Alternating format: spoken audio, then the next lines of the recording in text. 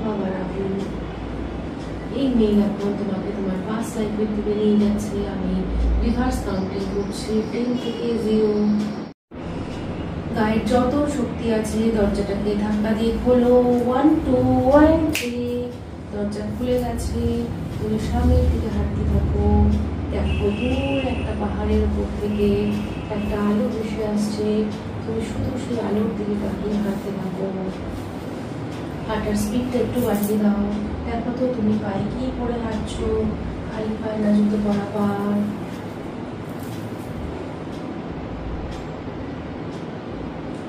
শুধু হাঁটতে থাকো, বুঝতে পারবে আস্তে আস্তে আলোতে তোমার চোখের সামনে সব স্পষ্ট হয়ে যাচ্ছে। সামনের দিকে হাঁটতে থাকো, দেখতে পাবে আলো আসছে। হাঁটতে থাকো। এই রাস্তা দিয়ে হাঁটতে হাঁটতে তুমি তোমার বাড়িতে যাবে, যেখানে তুমি প্রতি চলেছিলে। দেখো তো তুমি একটা বাড়ির সামনে দাঁড়িয়ে আছো। 1 2 1 3। তোমার চোখের সামনে একটা বাড়ি এসছে। তোমার বলো তো বাড়িটা কেমন দেখতে? মাটির বাড়ি না সিমেন্টের বাড়ি?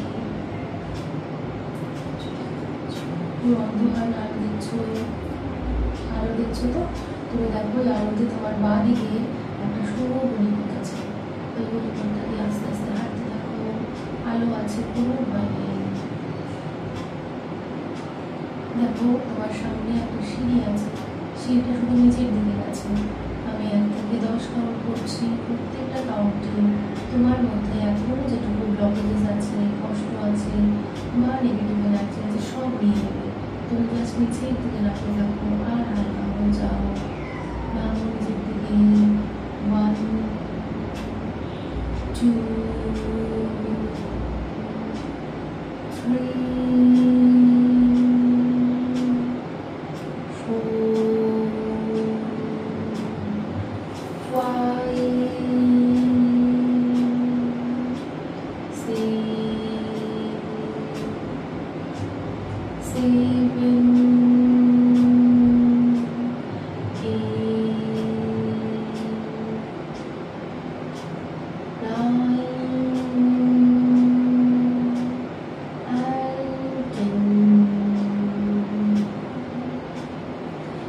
একটা বড় ঘর করে এসছো।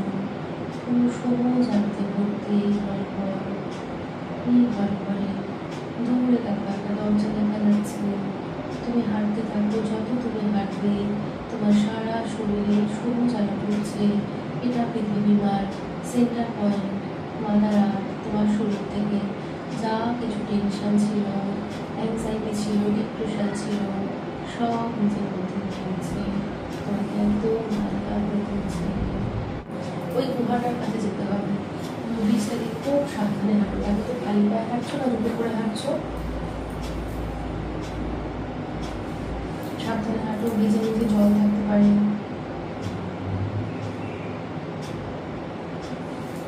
খুব হাওয়া দিচ্ছে। তুমি কি পোশাক পরছো? হাওয়াতে উড়ে যাচ্ছে। দেখো তো কি ড্রেস হচ্ছে হাওয়াতে। দূর থেকে প্রচন্ড আলো, আলোতে বুঝতে পারছো তুমি।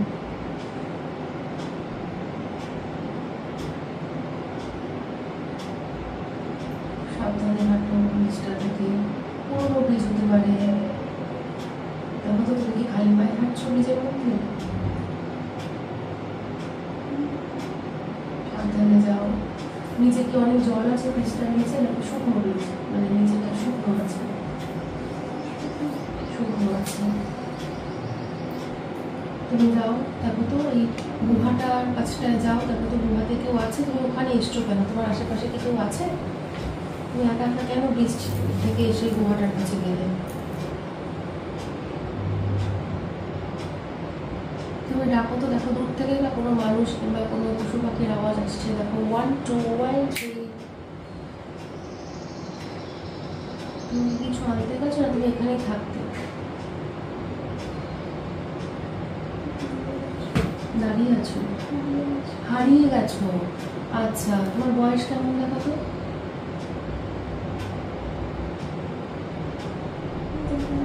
দেখা যাচ্ছে না। দেখো তো তুমি হারিয়ে গেছো। তোমার মন তো খুব ভয় লাগছে। তুমি কি ড্রেস পরেছিলে? তুমি ছেলে না মেয়ে? তুমি মেয়ে। ছোট বাচ্চা? আচ্ছা, তুমি দেখো তো হারিয়ে যাওয়ার আগে তুমি কিভাবে জঙ্গলে হারিয়ে গেলে। তুমি তোমার বাড়িতে যাও তো যখন তোমার 5 বছর বয়স ছিল। দেখো তো তোমার 5 বছরের বাচ্চা মেয়ে তোমার মা বাবার সাথে খেলছো। 1 2 1 3। তোমার বয়স এখন 5 বছর। দেখো তো,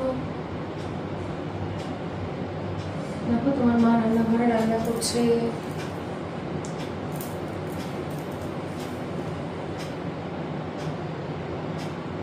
দেখো তুমি জড়িয়ে ধরো মাকে। 1 2 1 3। মা তোমার দিকে ঘুরে তাকালো, তোমার এখন আর কোনো ভয় লাগছে না। তুমি তোমার মা, তাকিয়ে দেখো চোখের দিকে, তুমি পুরো বুঝতে পারবে। এই চোখ তুমি চেনো, এই লাইফেও আছে এই চোখ। তোমার মা তোমাকে জড়িয়ে ধরে আছে। দেখো তো কে তোমাকে জড়িয়ে ধরলে এরকম ফিল হয়।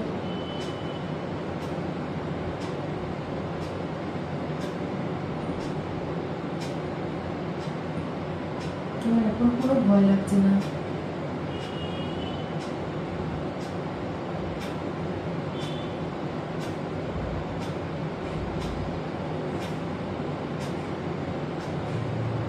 দেখো এনাকে তুমি চেনো।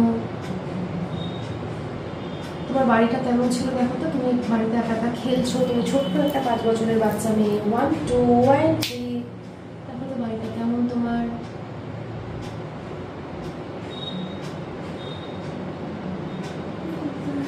ঠিক আছে, কোনো অসুবিধা নেই। দেখো তুমি যখন হারিয়ে গেছিলে, তুমি কেন জঙ্গলে কাদের সাথে গেছিলে। তুমি যে গুহা ব্রিজ দেখতে পেয়েছো, তুমি ওখানে কেন গেলে। তুমি তো থাকতে তোমার বাবা মার সাথে বাড়িতে। দেখো তো তুমি কি করতে ওখানে গেছিলে বা কাদের সাথে তুমি গেছিলে। 1 2 1 3।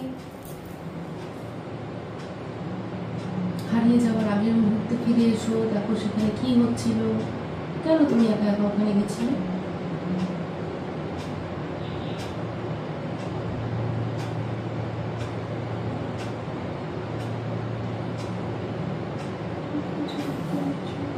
ঠিক আছে, তুমি দেখো তো ব্রিজের কাছেই তুমি এখন রয়েছো। সামনে একটা গুহা, তোমার তো খুব ভয় লাগছে। দেখো তো তোমাকে কি কেউ ওখান থেকে নিয়ে গেছিল, তোমাকে কেউ উদ্ধার করতে পেরেছিল। 1 2 1 3।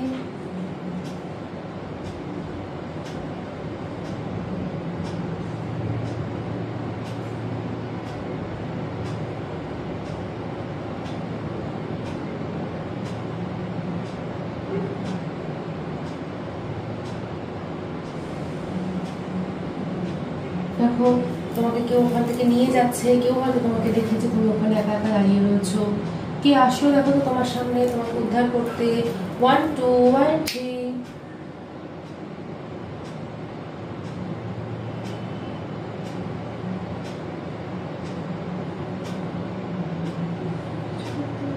ঠিক আছে, কোনো অসুবিধা নেই। দেখো তুমি যেখানে দাঁড়িয়ে আছো এই ব্রিজটার ওখান থেকে সেই মেঘটা আবার ভেসে এসছে। তুমি মেঘটার উপরে উঠো, তোমাকে এখান থেকে নিয়ে যাবে সেই লাইফে যেখানে তোমার বোন মারিয়া ছিল। কেন তোমার লাইফে এসছে, কেন তোমাকে এত ভালো। খালি পায়ে হাঁটছো, হাঁটতে হাঁটতে যাও তো যেখানে তুমি ছিলে, যে বাড়িটাতে তোমার মারিয়ার সাথে দেখা হয়েছিল সেখানে যাও। 1 2 1 3।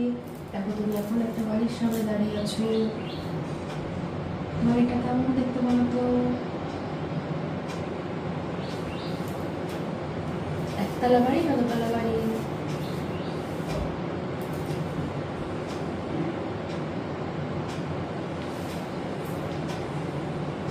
বাড়িটা কেমন দেখতে।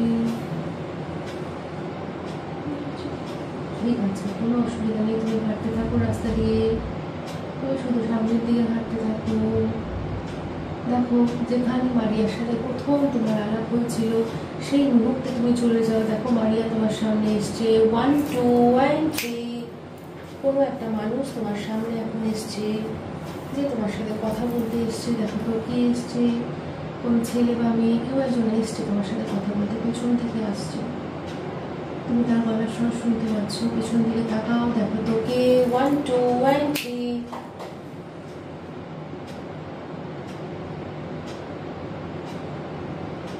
দেখো তো কাকে দেখতে পাচ্ছ, কে এসছে তোমার সামনে। কিছু দেখতে পাচ্ছ না। জাস্ট তুমি রিল্যাক্স করো, তুমি পারবে। জাস্ট তোমার তোমার শরীরকে একটু রিল্যাক্সিং দেওয়া প্রয়োজন। তুমি যে ঈশ্বরকে মানো তার নাম তুমি জাস্ট 2 মিনিট জপ করো। আমি আবার শুরু করবো। তাকাবে না, ভাবে শুয়ে থাকো। আপনার বাড়িতে চলে যান, যেখানে আপনি ছিলেন আপনার পরিবারের সাথে। 1 2 1 3। আপনি এখন আপনার বাড়ির সামনে দাঁড়িয়ে আছেন। একটা বাড়ির সামনে আপনি আছেন। ধীরে ধীরে আপনার চোখের সামনে থেকে সমস্ত অন্ধকার বুঝে যাচ্ছে। আপনি বুঝতে পারছেন কোথায় আছেন। দেখুন তো যেখানে আপনি দাঁড়িয়ে আছেন বাড়িটা কেমন ছিল।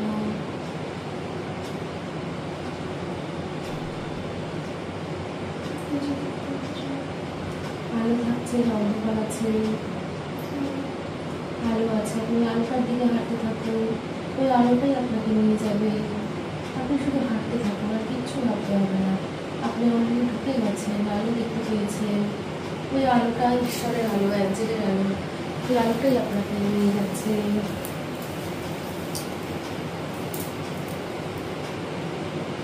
আপনি এবার হাঁটা স্পিড বাড়িয়ে দিন। ওই আলোটা আপনাকে নিয়ে যাচ্ছে যেখানে সোমনাথ চক্রবর্তীর সাথে আপনার প্রথম যখন দেখা হয়েছিল। দেখুন তো কি ছিল সেদিনকে, বা কি পরিস্থিতি ছিল। 1 2 1 3। ওই আলোর মধ্যে দিয়ে আপনি চলে এসছেন এখানে, যেখানে আপনার সাথে দেখা হচ্ছে। দূর থেকে তার কথা ভেসে আসছে। আপনি কথাটাকে অনুসরণ করে এগোতে থাকুন। অনেক মানুষের কথা বলে যেরকম হয়, কোনো শব্দ শুনতে পাচ্ছেন, কোনো কথা বলছে। আপনি সেদিকটা লক্ষ্য রেখে এগিয়ে যান। আস্তে আস্তে সব দেখতে পারবেন। দেখুন তো ওই দূরে অনেক অস্পষ্ট বাড়িঘর দেখতে পাওয়া যাচ্ছে। আপনাকে যেতে হবে ওখানে। আপনি জোরে জোরে হাঁটতে থাকুন।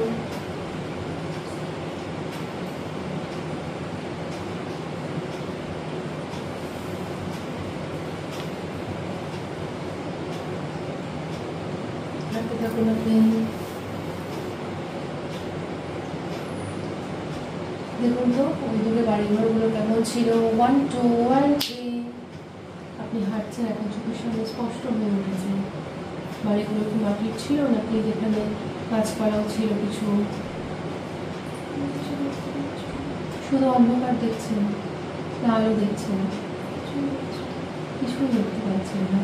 ঠিক আছে, দেখুন আপনার সামনে আপনার অ্যাঞ্জেল এসে, অ্যাঞ্জেলের হাতে সেই ডিভাইন লাইফটা আছে।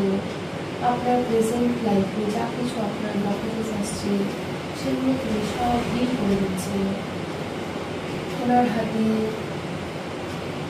একটা ম্যাজিক ওয়ান্ড আছে বা ম্যাজিক লাঠি আছে। আপনার এই জীবনে যা কিছু সমস্যা হয়েছে, মানসিক সমস্যা, শারীরিক সমস্যা বা আর্থিক সমস্যা, তিনি আজকে সব নিজের কাছে নিয়ে নিচ্ছে আপনার থেকে। দেখুন আপনার সারা শরীর থেকে সমস্ত এনার্জিগুলো যা আপনাকে কষ্ট দিচ্ছে সব বেরিয়ে যাচ্ছে। দেখুন একটা ধূসর রঙের এনার্জি আপনার সারা শরীর থেকে বেরিয়ে যাচ্ছে।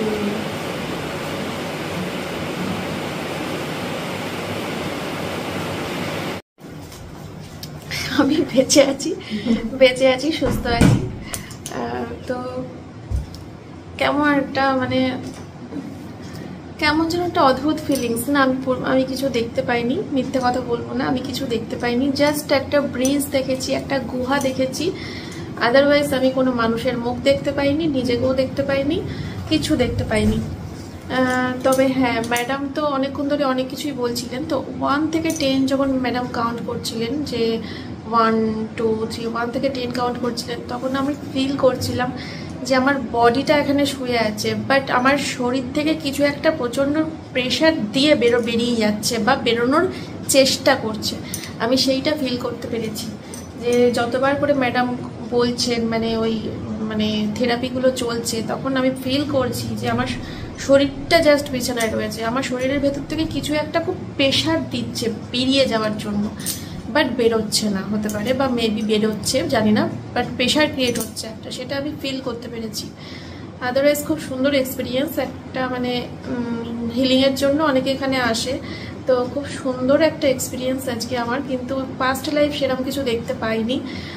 অনেক চেষ্টা করেছি, মানে অনেকবার বলেছেন ম্যাডাম যে হাজব্যান্ডকে খোঁজার চেষ্টা করো আর নিজেকে খোঁজার চেষ্টা করো, বাট কিচ্ছু দেখতে পাইনি। হ্যাঁ, ওই ব্রিজ গুহাটুকু মনে রয়েছে, বাট আর কিছু মনে নেই। প্রচুর আলো দেখেছি, প্রচুর আলো দেখতে পেয়েছি, প্রচুর আলো আর গুহা, ব্রিজ, বাট নিজেকে দেখতে পাইনি, কোনো মানুষকেও দেখতে পাইনি আমি, ব্যাস এইটুকুই।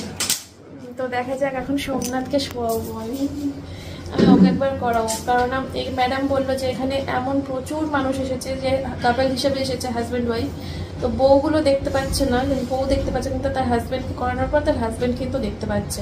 তার পেছনেও অবশ্যই কোনো কর্মফল জড়িত থাকে বা কোনো ব্যাপার থাকে, তার জন্য ওয়াইফ দেখতে পায় না, হাজব্যান্ড দেখতে পায়। তো দেখা যাক সোমনাথের দিয়ে কিছু হয় কিনা, ঠিক আছে? চলো। আর সোমনাথ বেশি একটা শুট করেনি মনে হলো, দেখলাম আমি খুব অল্প অল্প দেখলাম, এইমাত্র গ্যালারিতে খুব ছোট ছোট ক্লিপ রয়েছে, দেখলাম। তবুও দেখলাম হ্যাঁ, প্রসেসটা দেখানো হয়নি, বাট কি জানি কি শুট করেছে আমি নিজেও জানি না, আমি পরে দেখছি। চলো।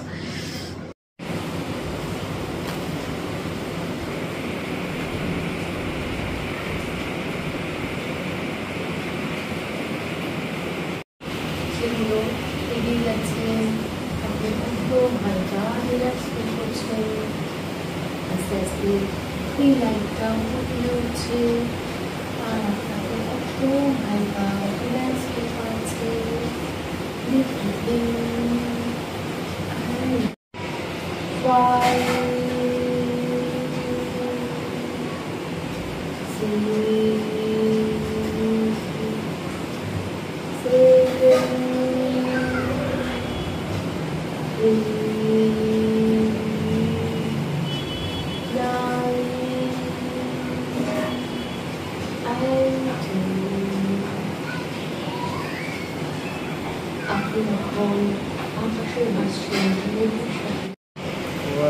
কুয়াশা, এক্ষুনি কুয়াশা কেটে যাবে। আপনার অ্যাঞ্জেল এসছে, তার হাতে একটা ম্যাজিক লাঠি আছে, দেখুন কুয়াশা কেটে গেল। 1 2 1 3। কুয়াশা সরে গিয়ে দেখুন বাড়ি দেখা যাচ্ছে একটা। এই বাড়িটায় আপনি থাকতেন, দেখুন তো বাড়িটা কেমন, একখানা দুখানা, কেমন বাড়িটা দেখতে, সব দেখতে পাচ্ছেন। আপনার খাওয়া দাওয়া হয়ে গেছে, পারবেন। দেখুন এই কুয়াশার মধ্যে একটু হাঁটুন, কুয়াশা আপনাকে নিয়ে যাচ্ছে, যাতে আপনি আরও ভালোভাবে দেখতে পারেন। দেখুন যেখানে মন্দিরা ছিল, যেখানে আপনার স্ত্রী বর্ষা ছিল, সেই জায়গাটা থেকে 1 2 1 3। কি পড়ে আছে? হাফ প্যান্ট পরে আছে। আপনার সাথে কেউ খেলছে না আপনি একাই খেলছেন? অনেকে খেলছে। দেখুন তো আপনার সবথেকে তার সাথে খেলতে ভালো লাগবে, সেই বন্ধুটি আপনার সাথে দৌড়ে এসছে। দেখুন তোকে সেই 1 2 1 3। তার চোখ দুটো দেখুন, চেনা লাগতে পারে, নাও চেনা লাগতে পারে। ঠিক আছে, কি বলছে খেলায়? আপনি কি ভালো খেলতেন? আপনাকে সবাই পছন্দ করতো?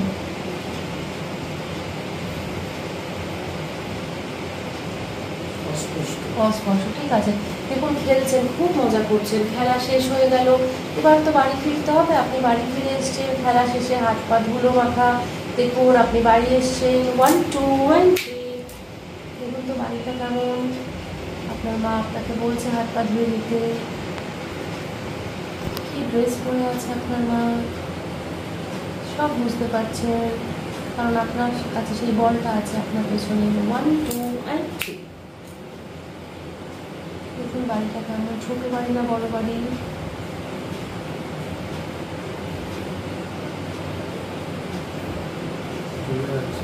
ঠিক আছে, বুঝতে পারবেন।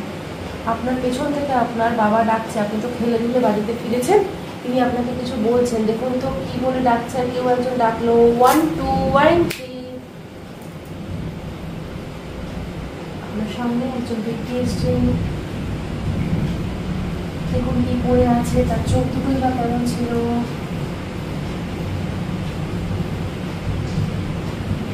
খুব রাগি রাগি চোখ নাকি ভালো চোখ? দাদু লাগছে, আপনার দাদু ছিল আপনার বাবা। আপনি দেখুন আপনার মাথায় হাত দিচ্ছে, এই স্পর্শটা আপনি খুব চেনেন, ভালো লাগছে আপনার। আপনাকে হয়তো পড়তে বসতে বলছে। আপনার বয়স তো 10 বছর, দেখুন রান্নাঘরে যান, হাত পা ধুয়েছে, মা খিদে পেয়েছে হয়তো, গিয়ে মা বলে জড়িয়ে ধরুন তো। 1 2 1 3। আপনার দিকে ঘুরে তাকালো এক মহিলা, আপনি জড়িয়ে ধরেছেন তাকে, মাকে দেখতে পাচ্ছেন না, তাহলে ঘরে হয়তো মা নেই। দেখুন আপনি বাবাকে বলুন আপনার খিদে পেয়েছে, দেখুন তো আপনাকে কে খেতে দিচ্ছে। 1 2 1 3।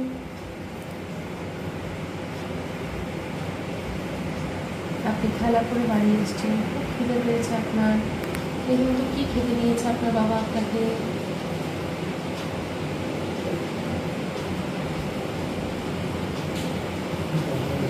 ঠিক আছে, কোনো অসুবিধা নেই, আস্তে আস্তে আপনি বড় হচ্ছেন, এখন আপনার 15 বছর বয়স। দেখুন তো এই সময় আপনি কি করতেন, আপনি কি পড়াশোনা করতেন না খেলাধুলাই করতেন। 1 2 1 3। খালি গায়ে কাপড় পরে আছেন, আপনি কি পুজো টুজো করেন, পুজো করতে যাচ্ছেন।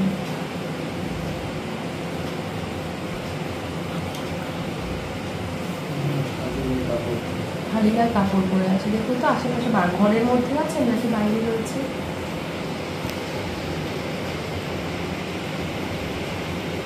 খালি গায়ে কাপড় পরে নিশ্চয়ই কোথাও যাবেন বা কিছু একটা করবেন এখন আপনি। আচ্ছা, নিশ্চয়ই কোথাও যাচ্ছেন, কোনো একটা অনুষ্ঠানে হয়তো আপনি যাচ্ছেন, দেখুন তো কোথায় গেলেন। 1 2 1 3। অনুষ্ঠানে হয়তো আপনি গেছেন, কিন্তু অনেক মানুষজন আপনাকে আপ্যায়ন করছে, ধোয়া হয়ে যাবে না, সব ইয়ে হয়ে যাবে। আপনি কাপড় পরে আপনি কি পুজো করতেন, দেখুন তো যেখানে আপনি গেছেন সেখানে আপনি অলরেডি পৌঁছে গেছেন, মানুষ আপনাকে ওয়েলকাম করছে, দেখুন আপনি কি কাজ করতে বসেছেন ওই কাপড়টি পরে। 1 2 1 3।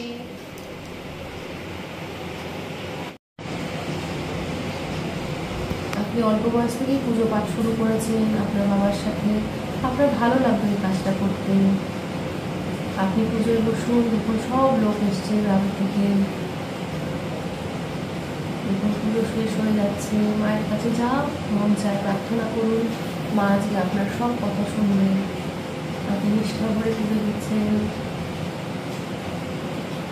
দেখুন তো পুজোর শেষে কারা কারা আপনার সামনে আপনার কথা শুনতে এসছে, তার মধ্যে কেউ চেনা আছে এই লাইফে। দেখুন তো বর্ষাকে এসেছিল, মন্দিরাকে এসেছিল আপনার সামনে। 1 2 1 3। চেহারা আলাদা থাকতে পারে, আপনাটা একই আছে।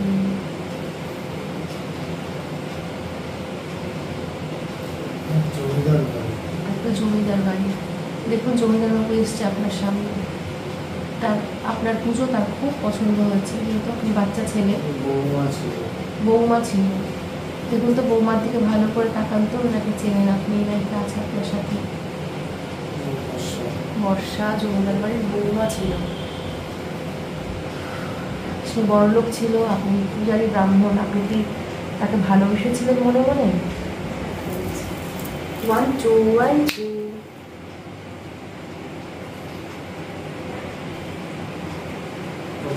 প্রচন্ড ভালোবাসতেন আপনি বর্ষাকে, কিন্তু সে তো বিবাহিত ছিল।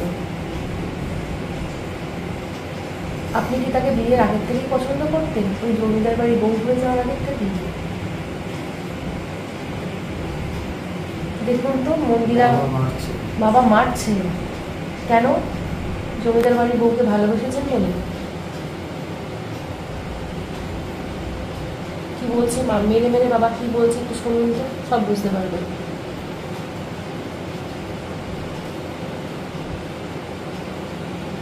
যা কিছু কষ্ট হচ্ছে বের করে দিন, কোনো ভয় নেই, অ্যাঞ্জেল আছে আপনার সাথে।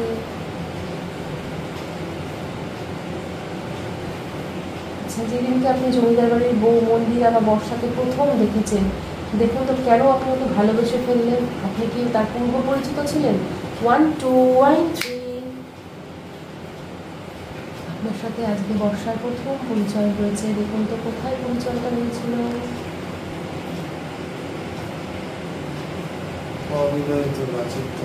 অবিবাহিত, তার মানে আপনার প্রেমিকা ছিল। কি বলছে, আপনার সাথে দেখা করতে এসছে, হাত ধরে কাঁদছে। জিজ্ঞাসা করো তো কেন কাঁদছো, জিজ্ঞাসা করো, তার মনে হয় বিয়ে ঠিক হয়ে গেছে, তাই হয়তো কাঁদছে।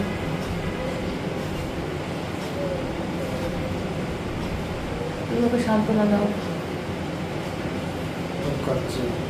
খুব কাছে। কি পরে আছে দেখো তো পোশাক? শাড়ি পরে আছে। ও কি তোমরা কি একই গ্রামে থাকবে? আচ্ছা, কিন্তু তুমি যেখানে তোমার বাড়ি ছিল দেখো তো আকাশের দিকে এবার তাকিয়ে দেখো তো জায়গাটার নাম কি ছিল? 1 2 1 3 লাল রং দিয়ে লেখা আছে।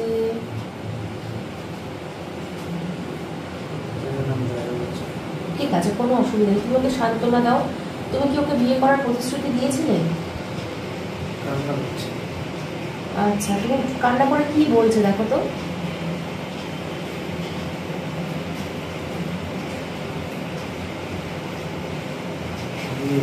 বিয়ে ঠিক হয়ে গেছে, কিন্তু তুমি ওকে বিয়ে করতে পারবে না কেন? তুমি কি কিছু করতে না তখন?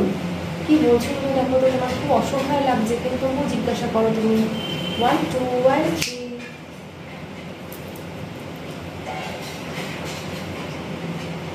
দেখো তো কি বলছে।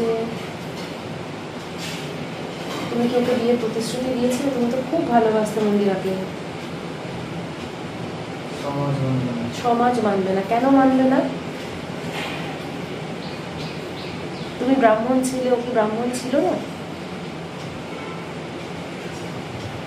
কেন সমাজ মানবে না? ভালো তো বাঁচতেই পারে মানুষ মানুষকে। আচ্ছা ঠিক আছে, দেখো তোমার খুব কষ্ট হচ্ছে, তুমি বাড়ি ফিরে এসছো, তোমার ভালোবাসার কথা কি তুমি তোমার পরিবারকে জানিয়েছিলে? আচ্ছা দেখো, যেদিনকে মন্দিরা বা বর্ষার বিয়ে হচ্ছে সেদিনকে তুমি কোথায় ছিলে? 1 2 1 3 নতুন বউ সাজে মন্দিরা বসে আছে। তুমি হয়তো দূর থেকে তাকে দেখতে এসেছিলে। খুব কষ্ট হচ্ছে দেখো তো। তুমি কি দেখেছো বউ সাজে ওকে নাকি আসলে? আচ্ছা, গোপালা ভদ্রলোকের সাথে বিয়ে হচ্ছে, তোমার কষ্ট হচ্ছে, কিন্তু তুমি ভালো করে গোপালা লোকটার দিকে তাকাও তো, এই লাইফেও সে আছে দেখো। 1 2 1 3 তুমি চেনো তাকে, শুধু জাস্ট তার চোখটা দেখো ভালো করে। সে আছে, যে মন্দিরাকে তোমার থেকে কেড়ে নিয়েছিল। দেখো তো কে সে? তুমি চিনতে পারবেন যে তোমাকে পাওয়ার দিচ্ছে চেনার? চিনতে পারছো না? ঠিক আছে, পরে চিনবে। দেখো মন্দিরার বিয়ে হয়ে গেল, বিয়ে হয়ে সে চলে গেল। বিয়ের পরে তোমার সাথে প্রথম দিদিকে দেখা হয়েছিল, দেখো তো কি কথা হয়েছিল তখন? 1 2 1 3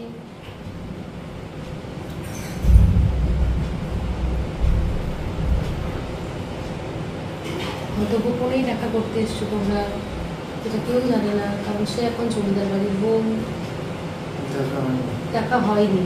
তাহলে পুজোতেই প্রথম দেখা হয়েছিল তাই তো?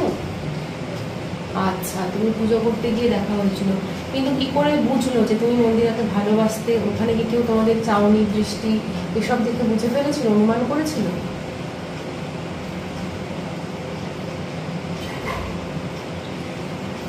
তোমার বাবা মারছিল কেন? তোমার বাবা নিশ্চয়ই জেনে গেছে তুমি ভালোবাসো জমিদার বাড়ির বউকে।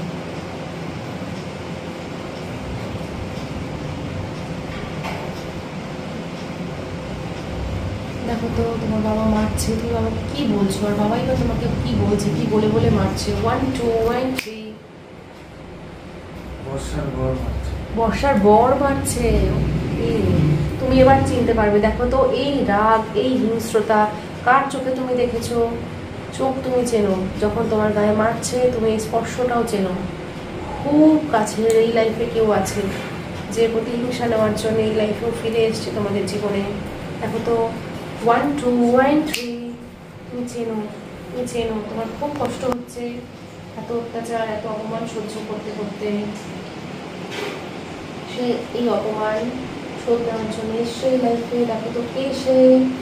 তুমি তার চোখ, আচ্ছা তুমি দেখতে পাচ্ছ, অ্যাঞ্জেল তোমাকে হেল্প করছে। দেখো তুমি এবার এক দৃষ্টে তার চোখে খুব ঘৃণা তোমার জন্য, রাগ, তুমি তাকিয়ে দেখো, এবার চিনতে পারবে। 1 2 1 3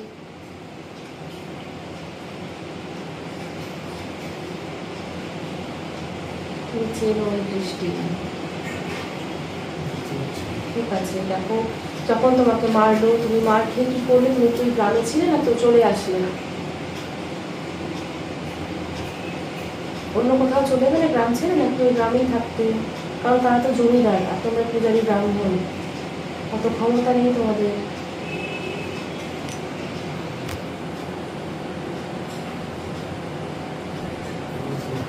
ঠিক আছে, দেখো এই ঘটনার পরে গ্রামের সবাই হয়তো জেনে গেছিল তোমার সাথে বর্ষার প্রেমের কথা। দেখো তো বর্ষার কি হয়েছিল তারপরে? বর্ষার উপরে কি অত্যাচার করতো তার স্বামী? 1 2 1 3।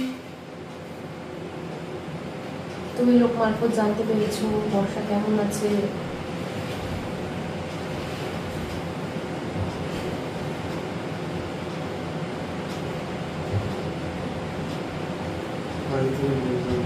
বর্ষাকে বাড়ি থেকে বের করে দিয়েছে।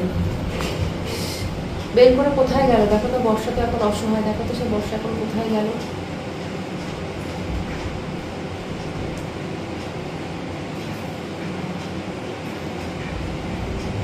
তুমি কি ওকে নিতে এসেছো? দেখা হয়েছিল তোমার সাথে বাড়ি থেকে বেরিয়ে যাওয়ার পরে? দেখো যেদিনকে বর্ষার সাথে আবার তোমার দেখা হলো বাড়ি থেকে বেরিয়ে আসার পরে। 1 2 1 3। তোমাকে দেখার দরকার নেই, তুমি দেখো তো বর্ষা কি করেছে। আচ্ছা, ওর গায়ে কি গয়নাগাটি পড়া ছিল নাকি সেগুলো ওরা নিয়ে নিয়েছে?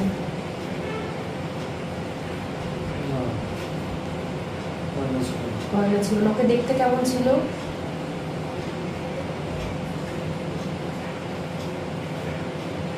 বর্ণনা করো কেমন দেখতে ছিল বর্ষা? ফর্সা না কালো? ফর্সা ছিল। চুল কেমন ছিল? লম্বা চুল ছিল। দেখো তোমার খুব কষ্ট হচ্ছে বর্ষাকে ছেড়ে থাকতে, কিন্তু তুমি কিছু করতে পারছো না। দেখো তো তোমার জীবনের ওই যে যেখানে তুমি গেছো ওই লাইফে বিষ কে? বর্ষা বিষ খেয়েছে? তুমি বিষ খেয়ে মারা গেছো যেদিনকে তোমার মৃত্যু হচ্ছে। দেখো তো তোমার যেদিনকে মৃত্যু হচ্ছে কি করে তুমি দেখো তো কি করলে। তোমার এই ঘটনা মার খেয়ে কি তুমি বিষ খেলে? 1 2 1 3।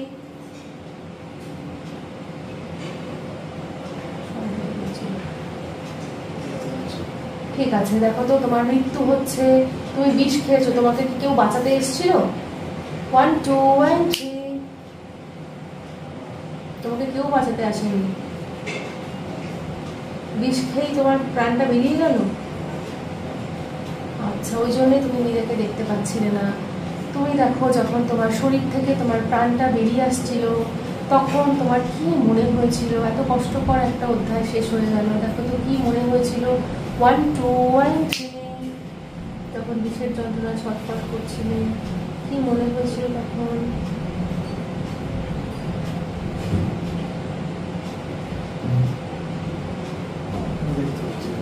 দেখতে পাচ্ছ না?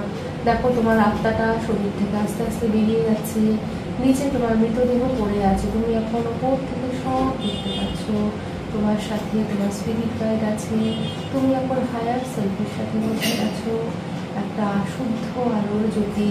তুমি এখন বিয়ন্ড টাইম, বিয়ন্ড স্পেস, যার কাছে মাটির বাড়িতে তোমার গরিব ছেলে দাহ করছে তোমার শরীরটাকে। খাটিয়ার মধ্যে শুয়ে দাও। তোর বাবা কাঁদছে, মা কাঁদছে?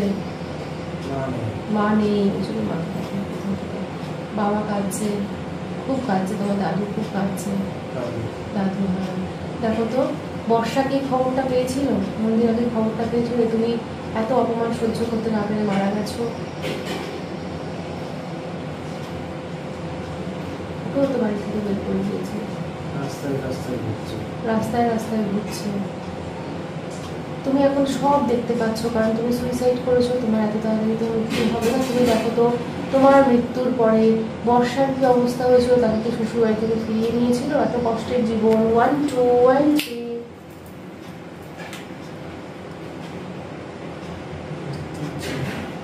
দেখো তো এই লাইফে তুমি এখন বুঝতে পারবে, হ্যাঁ বয়স হয়ে গেছে, ওভাবেই রাস্তায় রাস্তায় ঘুরে বেড়াচ্ছে।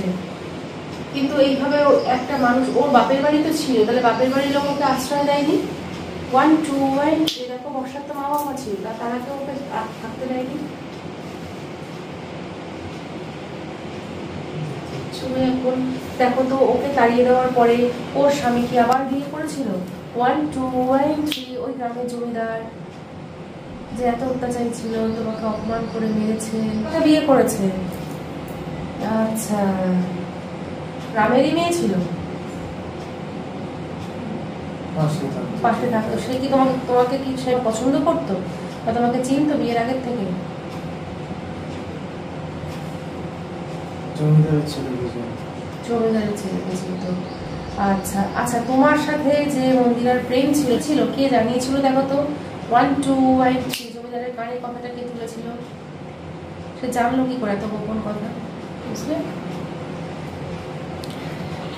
দেখো যেখানে জমিদার বাড়ি, সেই জমিদার বাড়ির তুমি মেইন গেটের কাছে আসো, দেখো ওখানে লেখা রয়েছে জমিদার বাড়ির নামটা কি আর কোথায়। দেখো সাদা মার্বেলের উপরে কালো রং দিয়ে লেখা রয়েছে জায়গার নাম 1 2 1 3। তুমি পড়াশোনা নাম দেখো, বলো তো কি নাম?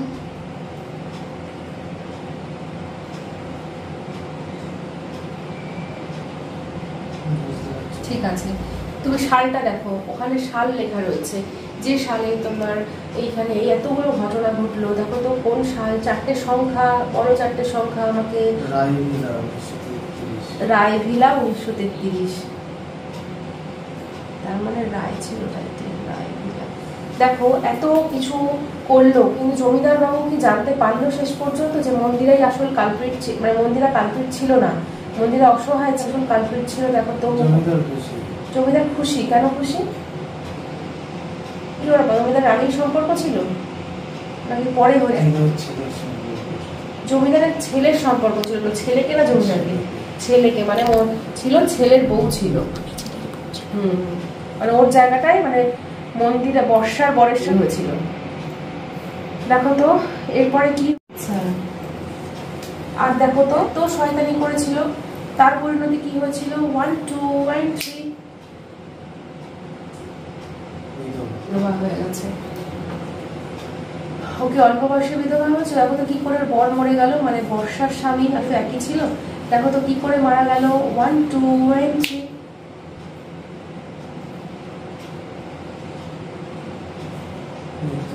ঠিক আছে, কোনো অসুবিধা নেই। দেখো এত যে ষড়যন্ত্র করলো, নির্বংশ হয়ে গেল, সন্তানও হলো না, স্বামীও চলে গেল, কিন্তু মন্দিরার কি হলো? তো পাগল হয়ে রাস্তায় রাস্তায় ঘুরছে। শেষ জীবনটা দেখো তো কিভাবে ওর মৃত্যু হয়েছিল। 1 2 1 3।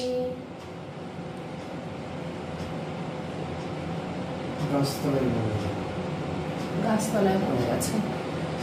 দেখো এই যে একটা কষ্টকর লাইফ তুমি দেখেছো, যেখানে তোমার অকাল মৃত্যু হয়েছিল, সুইসাইড করেছিল, এবং একটা ষড়যন্ত্রের শিকার হতে হয়েছিল মন্দিরাকে, তোমাকে। যেই ষড়যন্ত্র এই লাইফেও ছিল, কিন্তু মা কালীর আশীর্বাদে তুমি আবার সব, তোমার সংসার, তোমার সন্তান সবাইকে ফিরে পেয়েছো। তুমি আবার মার কাছে, মাকে ডাকো, কারণ তুমি মায়ের পূজারী ছিলে। দেখো মা কালী স্বয়ং তোমার সামনে এসছে, মা এসছে তোমার সামনে। মাকে বলো যে মা, আমার বর্তমান জীবনে যা কিছু আমি ভুল করেছি, বর্ষা বা মন্দিরা ভুল করেছে, তুমি সব আমাদের ক্ষমা করে দাও। দেখো মা ক্ষমাশীল, মা ক্ষমা করবেন। বলো মা, আমার জীবন থেকে যা কিছু নেশা আছে, অ্যাডিকশন আছে।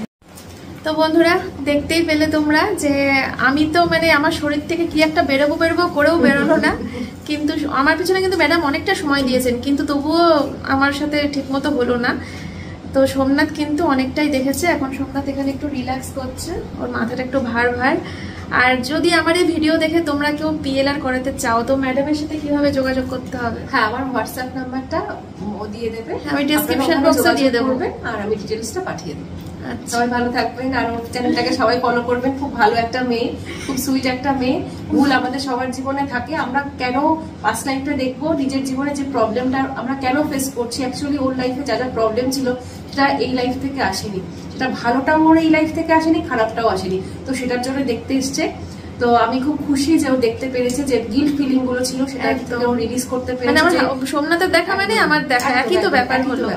মানে এই লাইফে ওরা মানে স্বামী স্ত্রী, ওই লাইফে ওরা প্রেমিক প্রেমিকা ছিল, হ্যাঁ, কিন্তু বিয়েটা হয়নি। একদম ভালোবাসাটা অপূর্ণতা ছিল বলে এই লাইফে ওরা ফিরে এসেছে, এবং অনেক বাধা ওই লাইফেও ছিল, এই লাইফেও বাধা আছে, বাট ঈশ্বরের মানে আশীর্বাদ যে ওরা আবার একসাথে সব ষড়যন্ত্র অতিক্রম করে আসতে পেরেছে। তো আমার দীর্ঘদিনের অভিজ্ঞতা আমি দেখেছি, এবং আজকে আরো একবার প্রমাণ হয়ে গেল যদি আমাদের বর্তমান কর্ম ভালো থাকে, ভুল আমাদের সব মানুষের থাকে, আমরা মানুষ, আমরা ভুল করি, ভুলটা শিখি, সেই জন্যই আমরা পৃথিবীতে আসি, নতুবা আমরা পৃথিবীতে আসতাম না বা সাধু সন্ত হয়ে জন্মাতাম।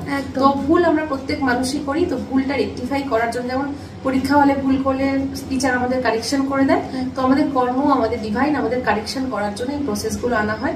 তো যাক, মানে বুঝতে পেরেছে কিভাবে সংশোধন করবে, ভালো থাকবে, আপনারা সবাই ভালো থাকবেন, ধন্যবাদ। একদম একদম মন ছুঁয়ে গেল ম্যাডামের কথাগুলো শুনে। আমি তো ফার্স্ট ইউটিউবে ম্যাডামের একটা ব্রডকাস্ট দেখেছিলাম, দেখার পরেই আমি ম্যাডামের ফ্যান হয়ে গেছি। তারপরে 2-3টে ভিডিও দেখেছি আর মনে মনে ঠিক করে নিয়েছিলাম আমি এই ম্যাডামের কাছেই যাব। তো আজকে বিশ্বাস করার জন্য, আমার কাছে আসার জন্য অনেক দূর থেকে ওরা এসেছে। ইউটিউবে তো ভিডিও গিজগিজ করছে, কিন্তু তার মধ্যে থেকে একজনকে বের করে মন থেকে বিশ্বাস নিয়ে যে না আমি এই মানুষটাকে কাছেই যাব, এটাই কানেকশন। একটা কানেকশন না হলে কিন্তু এটা হয় না। প্রচুর তো মানুষ আছে, প্রচুর আছে। তো খুব ভালো লাগলো সত্যি। আর চলো বাড়িতে গিয়ে তোমাদের সাথে বাকি কথা হবে। এখন সোমনাথ একটুখানি ঘোরের মধ্যে আছে, চলো বাড়িতে গিয়ে বাকি কথা হবে, ঠিক আছে? রাস্তায় আর ভিডিও করছি না, সোজা বাড়ি গিয়ে চলো। তো বন্ধুরা, ভিডিওটা শেষ করতে আসলাম। আজকে সারাদিন কি হলো না হলো তোমরা দেখতেই পেলে পুরো ভিডিওটার মাধ্যমে।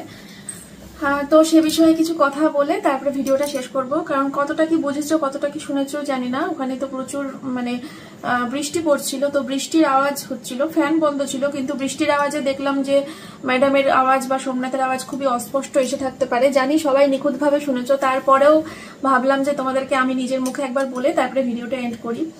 তো ওখানে আমি কিছু দেখতে পাইনি, তোমরা বুঝতে পারলে যে আমি কিছু দেখতে পাইনি। তো সোমনাথের বেশি একটা সময় লাগেনি, কারণ সোমনাথ মানে ওদের বক্তব্য খুব চঞ্চল প্রকৃতির মন, তো আমার মানে খুব চঞ্চল মন বলে হয়তো আমি জিনিসটা ধরতে পারিনি। কিন্তু সোমনাথ তো খুব শান্ত স্বভাবের, তোমরা জানো, ও খুব ধীর স্থির শান্ত, ঠাকুর দেবতায় খুব বিশ্বাসী। তো সে কারণে হয়তো সোমনাথের বেশি একটা সময় লাগেনি। ও শোয়ার সাথে সাথেই থেরাপি শুরু করতে না করতেই ও সবটা ক্লিয়ার হয়ে গেছে ওর সামনে।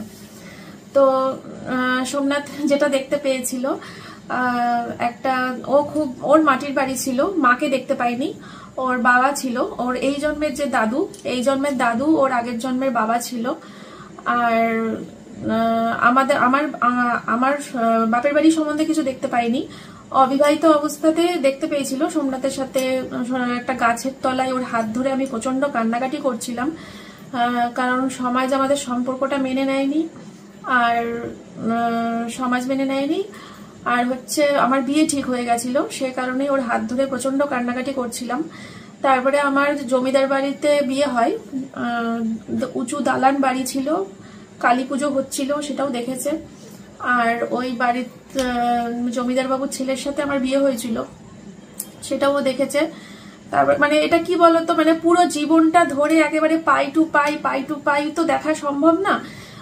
ওই এক একটা ঝলক চোখের সামনে আসে আর কি, এক একটা ঝলক আসে, আর সেই মুহূর্তগুলোই মুখ দিয়ে জাস্ট যেটুকু বলে আমরা সেটাকে মিলিয়ে তৈরি করি আর কি। তো ওই রকম ছোট ছোট ঝলক দেখতে পেয়েছিল। আমার যে হাজবেন্ড ছিল, জমিদারের ছেলে, সে সোমনাথকে প্রচন্ড মারধর করেছিল, এমনও দেখেছে। সোমনাথের বাবা সোমনাথকে প্রচুর মারধর করেছে, সেটাও দেখেছে। গ্রামের প্রচুর লোকজন ছিল, সেটাও দেখেছে। আগেকার দিনে 1933 সাল, বাড়ির নাম হচ্ছে রায় ভিলা, এটাও দেখেছে। ওই সময় প্রচুর লোকজন ছিল, ওই কালীবাড়ি মানে কালী পুজো হচ্ছিল, সেখানে প্রচুর লোকজন ছিল, সবাই খুব মারধর করছিল সোমনাথকে, ওর বাবাও মারধর করছিল, এগুলো দেখেছে। তো হ্যাঁ ওই বাড়ির পূজারী ব্রাহ্মণ ছিল, মানে ওই জমিদার বাড়িতে কালী পুজোই করতো, জমিদার বাড়িতে পুজো করতে আসতো ওরা, মানে সোমনাথ আর সোমনাথের বাবার সাথে হয়তো পুজো করতে আসতো জমিদার বাড়ির কালী পুজোতে। তো সেখানে আর কি যেভাবে হোক, মানে আমার যেহেতু সেই বাড়িতে আমার বিয়ে হয়, তো সোমনাথের সাথে আমার রিলেশনটা জানাজানি হয়ে যায়, যে বিয়ের পরে বোধহয় আমরা যোগাযোগ রাখছি বা কিছু, সেটা জানাজানি হয়েছিল। কার মাধ্যমে? আমার হাজবেন্ডের যার সাথে সম্পর্ক ছিল, মানে আমি শ্বশুর বাড়িতে ভালোবাসা পাইনি, আমার বরের কাছে বা শ্বশুর বাড়িতে কারো কাছে ভালোবাসা পাইনি। আর আমার বরের একটি মেয়ের সাথে সম্পর্ক ছিল, তো তার সাথে আমার এই জন্মেও যোগাযোগ আছে। সেটা তোমরা দেখতে পাবে যে পুরো ভিডিওটা জুড়ে প্রচুর কাট রয়েছে, প্রচুর অগন্তিক কাট পুরো ভিডিওটা জুড়ে। তো তোমরা হয়তো ভাবতে পারো কি ব্যাপার, কেন কাটাকাটি করলাম, পুরো ফুটেজটাই তোমাদের সাথে শেয়ার করতে পারতাম। তো পুরো ফুটেজটা আমি শেয়ার করতে পারিনি, প্রচুর কাট দিতে হয়েছে ভিডিওটার মধ্যে। তার কারণ আগের জন্মে যে আমার সতীন ছিল, যে আর কি সোমনাথের আমার সম্পর্কটা সবার সমাজের কাছে বলে দিয়ে পুরো আমাদের সম্পর্কটা নষ্ট করে দেয়, প্লাস আমার হাজবেন্ডের সাথে বিয়ে করে আমাকে বাড়ির থেকে তাড়িয়েও দেয়। তো সে এই জন্মেও আমাদের পরিচিত, তার কারণে আমি তার নামটা কেটে দিয়েছি আর কি। যাই হোক, আর তারপরে হচ্ছে সোমনাথ এত অত্যাচার সহ্য করতে না পেরে ও এখানে উচ্চারণ করা যাবে নাকি জানি না, বয়হর্ষি পেটকাটা মধ্যনস্য খেয়ে আর কি ইয়ে করে, বুঝতে পারছো তো, আত্মহত্যা করে। তো তারপরে ও এটাও দেখতে পেয়েছে ওর মুখ দিয়ে লালা পড়ছে, ও খাটিয়াতে শুয়ে রয়েছে, মুখ দিয়ে লালা বেরিয়ে গেছে, এগুলোও দেখতে পেয়েছে। ওর বাবাকে দেখতে পেয়েছে কান্নাকাটি করছে, মানে দাদু তো এই জন্মের দাদু, আগের জন্মে বাবা ছিল, তো সে প্রচন্ড কান্নাকাটি করেছে, এটাও দেখতে পেয়েছে। মাকে দেখতে পাইনি, মাকে কোথাও কোনো জায়গাতেই ও দেখতে পাইনি, খেতেও দিত ওর বাবা, সেটাও দেখতে পেয়েছে, কিন্তু মাকে কোনো জায়গাতেই দেখা যায়নি। তো এই তো 1933 সাল। দেখো, এটা বিশ্বাসটা যার যার উপর, যার যার তার বিশ্বাস। আমি কুসংস্কারে বিশ্বাসী নই, সেটা তোমরা খুব ভালো করেই জানো। কুসংস্কার কিছুই মানি না, আমি কিচ্ছু মানি না, না এটো কাটা মানি, না কোনো মানে পুজো আর্চার নিয়ম কানুন মানি না, আমি কিছুই মানি না, কুসংস্কার মানি না। কিন্তু আমি কর্মফলটা মন থেকে বিশ্বাস করি, যেমন কর্ম তেমন ফল, এটা আমি মানে জীবন দিয়ে বিশ্বাস করি বলতে পারো, যে আমি যে কর্মটা করেছি আমাকে তার ফলটা ভুগতেই হবে। সেটা এই জন্মে যদি না ভুগে সারতে পারি, পরের জন্মে ভুগতে হবে, মানে আমি পুনর্জন্ম বিশ্বাসী। এবার বিশ্বাসটা যার যার মন থেকে আসে। আমি জানি আমার ভিউয়ার্সরা যারা ভিডিওটা দেখছো তারা কেউ কেউ পুনর্জন্ম বিশ্বাস করো, কেউ কেউ করো না। তো এটা কোনো মানে জোর জবরদস্তির জায়গা নয় যে বিশ্বাস করতেই হবে। তো পুনর্জন্মটা মন থেকে আসে, এটা আমি মন থেকে বিশ্বাস করি, কর্মফলটা। তো আগের জন্মে আমি আর সোমনাথ দুজনকে পাইনি, এই জন্মে আমার